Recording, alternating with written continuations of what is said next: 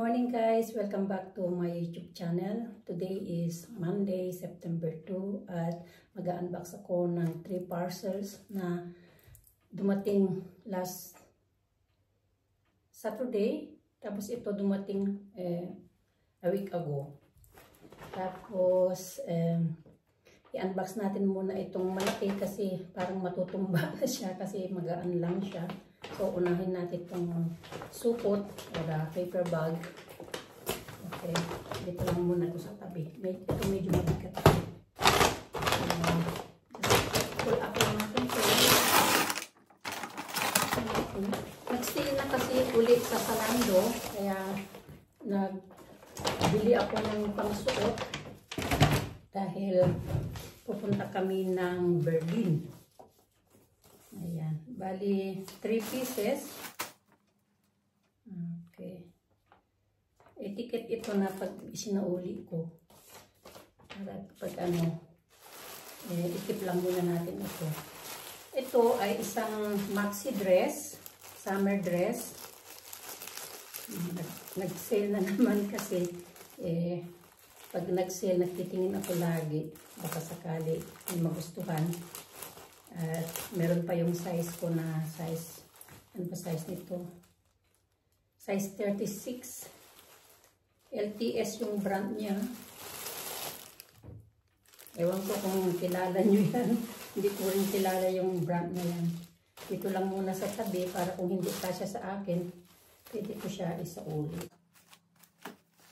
Green na naman kasi nga dahil dun sa sapatos, dahil sa bag na binigay ng anak ko. Ano bang style nito? Naku. Tama naman yan. Ay, ang laki-laki. Oh my God. Ne. Masyadong malaki. Size 36 ba talaga to? Nakalagay naman dito, size 36. Pero bakit ang laki?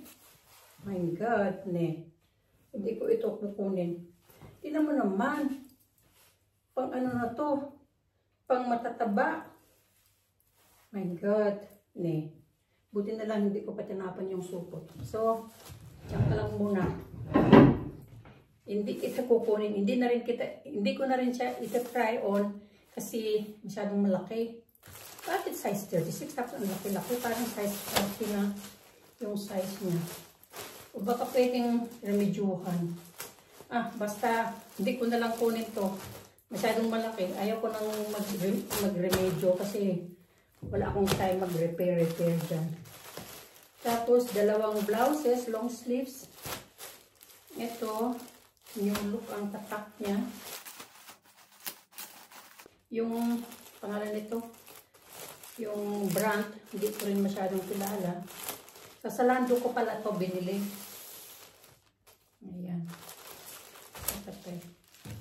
Pero ang ganda, ang lambot ng tela. Ayan, pwede to. Size, ano ba to? Anong size nito? Size 36 siya. New look yung tatak. Ang lambot ng tela. Sukat nga. Sukat ko nga. Baka sakali. Kahit nakablas ako, pwede naman isukat yan. Ay, bukas na yung pangatlong butay. Totones. Sukat ko. Ay. Naku, tumutulo na naman ang ilong ko. Medyo malamig na kasi ngayon. Dahil, September na. Buksan natin to. Gusto ko yung niya, yung kulay niya. Saan na ba yung kwelyo? Basa pa yung buhok ko kasi naligo ako.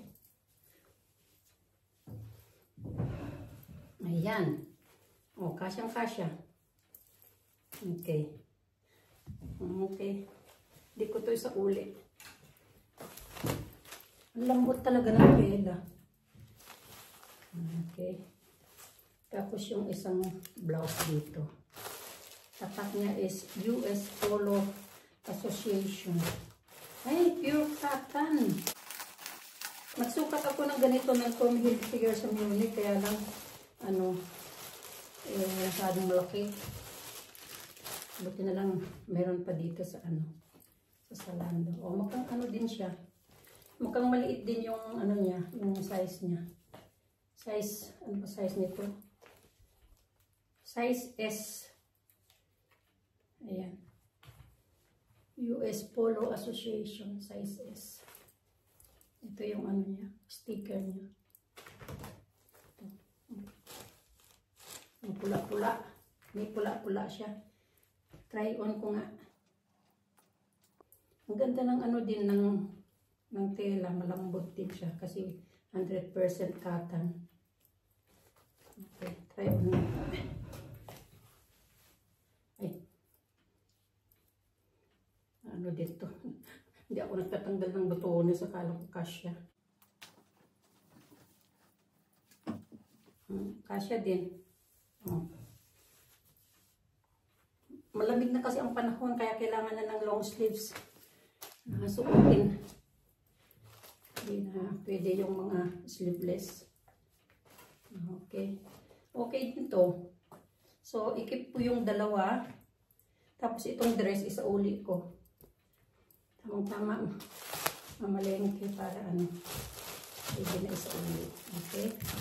Tapos, i-unbox natin ito. Ito in-order ng asawa ko, Philips Hue.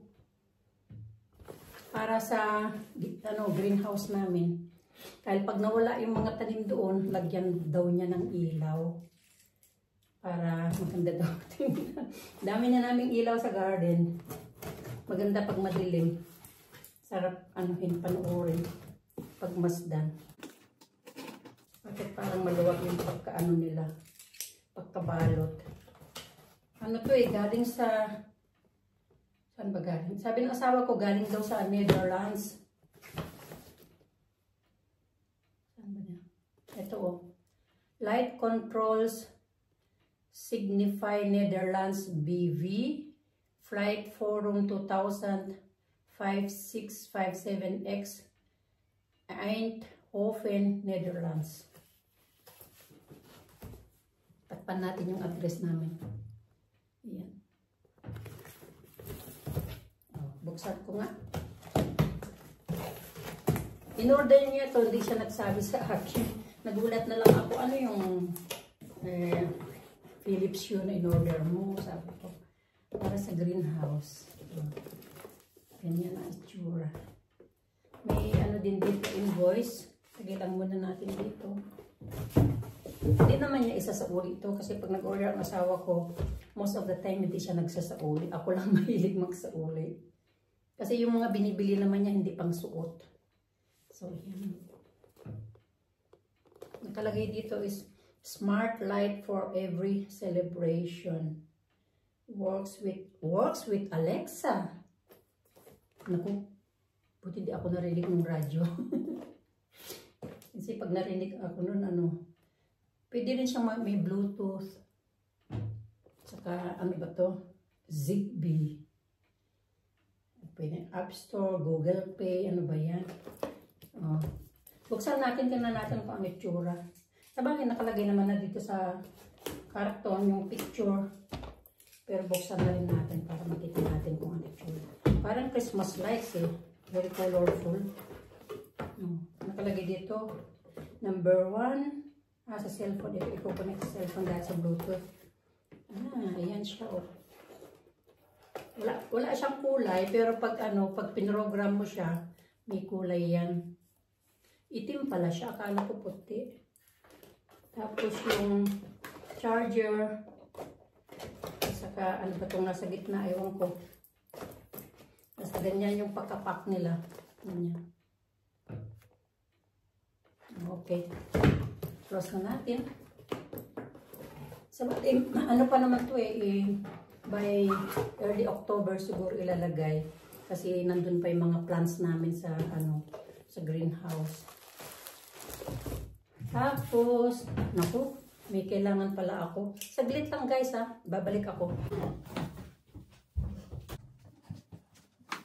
Okay. Unbox ko na to.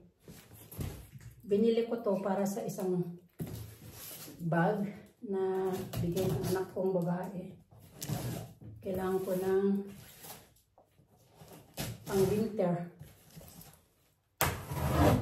Ayan. Oh, may invoice din. Kasi kung sakali sa uli ko, kailangan may etiquette. Diyan lang muna siya.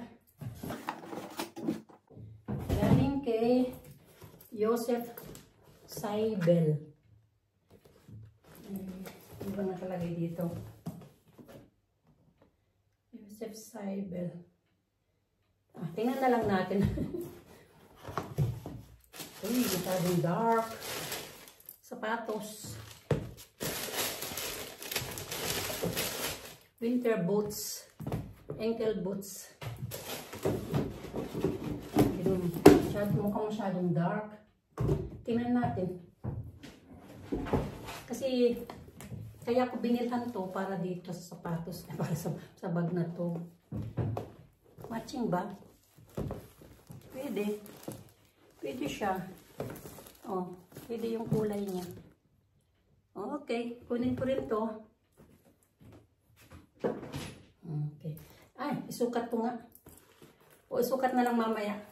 Pag hindi kasya sa akin, isauli ko. Isukat ko na para sigurado.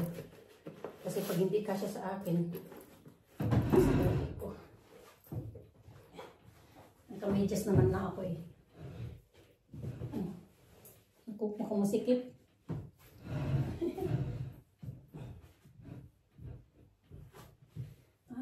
Kasyong-kasya. Pero parang masikip. Size 38 kasi siya. Eh, yung size 39 naman, takot naman ako na masyadong malaki. Pwede na. Size 38. Okay. Ito lang muna. Okay.